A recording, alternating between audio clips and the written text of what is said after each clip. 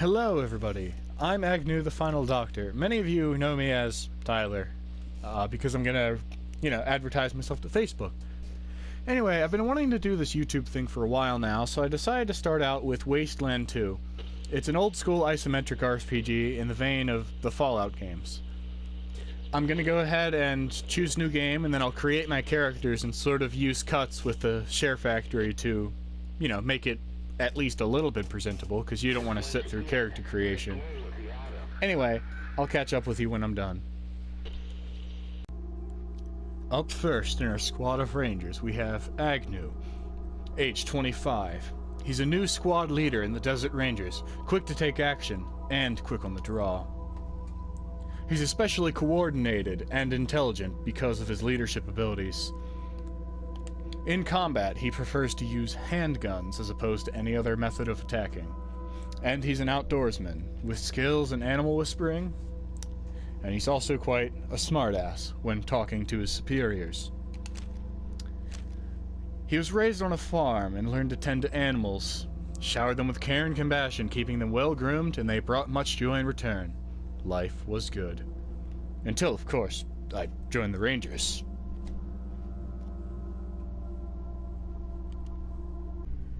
Up next in the squad, we have Trixie. She's a former bandit that was taken in by the Desert Rangers. She's a very volatile nature and was put into Agnew's squad despite her unique personality. She smokes the Nico Pop brand of cigarettes. Now, Trixie was born under an unlucky star. However, due to her jumpy nature, she's quite aware of her surroundings. She prefers to use energy weapons and explosives in combat, and of course, all Desert Rangers are trained in the field of medicine. Trixie also has a fondness for toasters. However, there's one thing she doesn't tell anybody. She's especially unlucky, so much so that lightning strikes her and those around her. Up next in our squad, we have Hawk. He's a Native American Indian. Despite his scrawny appearance, Hawk is by far one of the strongest men in all the Wasteland. He joined the Rangers after his tribe was slaughtered by a group of bandits. Being one of the strongest men in the Wasteland, Hawk likes to use blunt weapons like that of his people. He also has some skill wielding shotguns, because the blunt option is not always the only option. He also likes to use brute force to get through any obstacle in his path. This man is thick-skinned. He seems to be able to take an unmeasurable amount of damage in combat and still come out completely unscathed. And the final member of our squad, we have Natalia. Natalia is the new sharpshooter that was taken in by the Desert Rangers. She doesn't talk very much. Her favorite brand of cigarette to smoke is coffin nails, and she's a very devout Christian. As being a sniper, she has great coordination and awareness in her surroundings. However, she's not too fast, considering all the gear that she has to carry.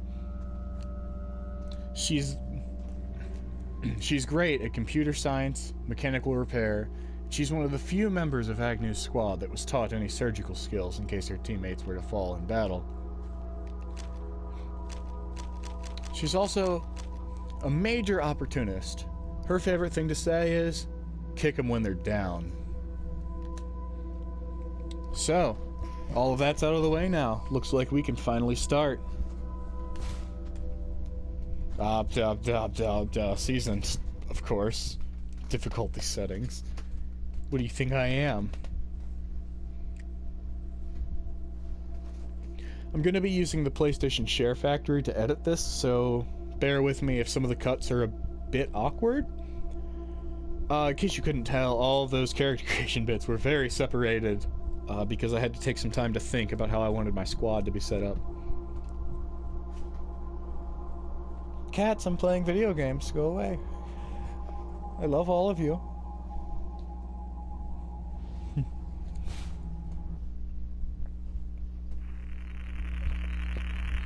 I'm just gonna let the intro play itself.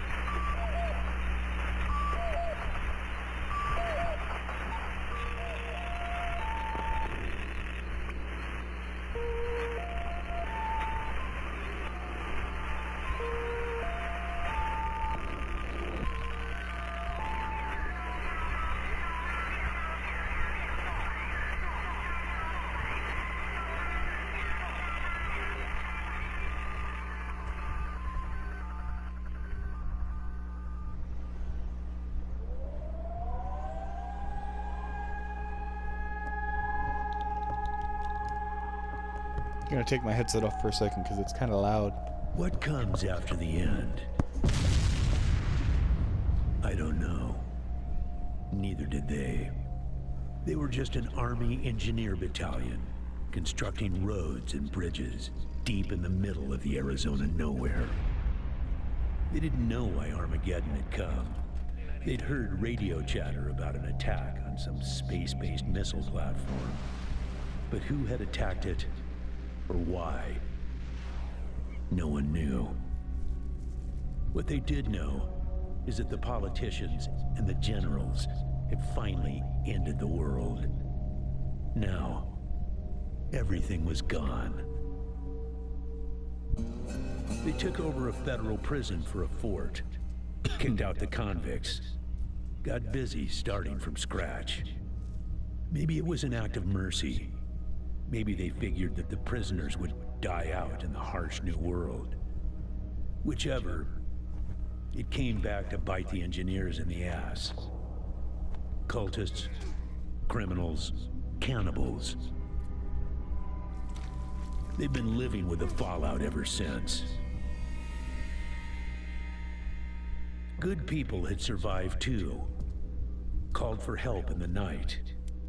And those engineers, those common soldiers, could not stand by and see them die. So they came out of their fort, and they helped the survivors defend their homes. And for that, they earned a new name, a proud name, the Desert Rangers.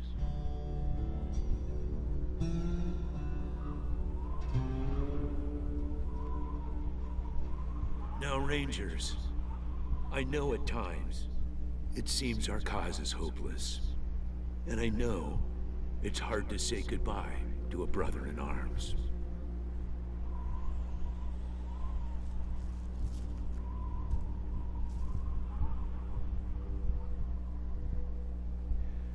But I want you to know something else. That no Ranger who dies in the line of duty will ever be forgotten.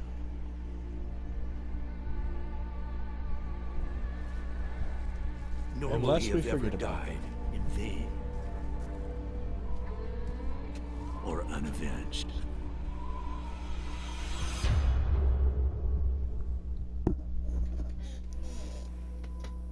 Thank you, recruits. Okay, so I've never actually really watched that intro before. I really like it. Stiff-bearded older man wearing a hard-worn Ranger uniform and has a battered old cowboy hat. General Vargas walks in with a cane, but he's not helpless. He wears a pearl-handled revolver on his hip. There's a lot of notches on the barrel. I appreciate you coming to Captain Ace's retirement party. You hardly knew the man. Appropriate, too, seeing as how investigating his death will be your first duty as a Desert Ranger. Happy to be given the opportunity, sir, but are you sure we're ready? Yeah, I know. You've hardly found your feet with us, and here I am sending you on a mission that already got one Ranger killed. Well, I wish I had another option, but the Desert Rangers are spread a little thin right now. Ranger teams Abel and Charlie are out west trying to stop a range war out there from becoming straight-up genocide. And Team Baker is up north looking for a way through the radiation that's cut us off from Vegas. I'm afraid the next generation is going to have to lead the charge on this one. What's the mission, sir? The mission is this. Search the area where Ace's body was found, and do your best to recover his logbook and the repeater units. Then call in your report. If you find the repeaters, I may send you on to finish his mission. Ace's death must be avenged. Oops. And it will be. But finding the signal he died trying to track down is just as important. Besides, I got the sneaking suspicion that when you find the one, you'll find the other. The signal's a threat, sir? The voice on those broadcasts disturbed me greatly. It talked crazy talk about a future where man and machine would be one. Worse, it talked about us, the Desert Rangers, specifically. It said it was coming for us. Scary.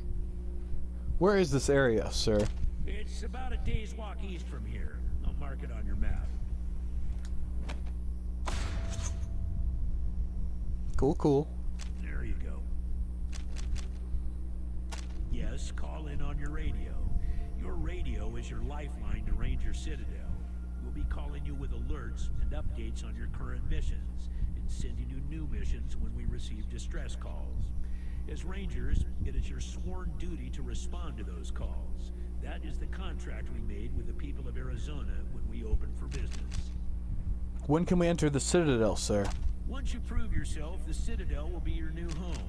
Consider this mission the final test of your training. If you succeed, you are welcome within our walls. If you fail, you aren't cut out to be a Desert Ranger, and we won't let you in. Surely, sir, the success of the mission is more important than testing us.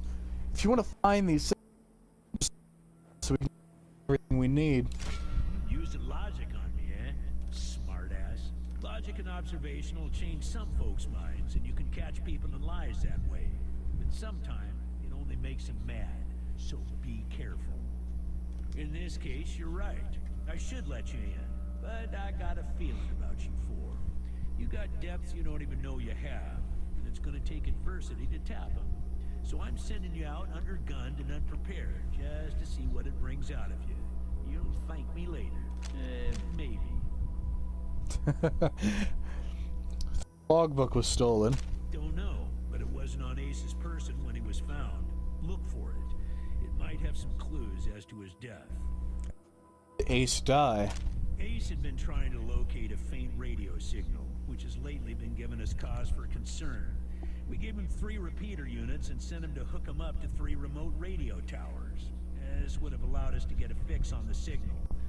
But sadly, Ace was murdered by unknown assailants right after hooking up the first tower, and his logbook and the last 2 repeater units were stolen. Alright. Good luck out there, recruits. We'll do our best, sir. Alright. So, I'm going to end the first episode here. I'm going to record another one, that way you don't just get intro and character creation. But I'm going to end it right here for now. So, thanks to everybody who decided to watch. If you have any feedback for me, go or post it in the comments down below. I'm sure to respond to you. Just don't be rude, because that's not cool, man.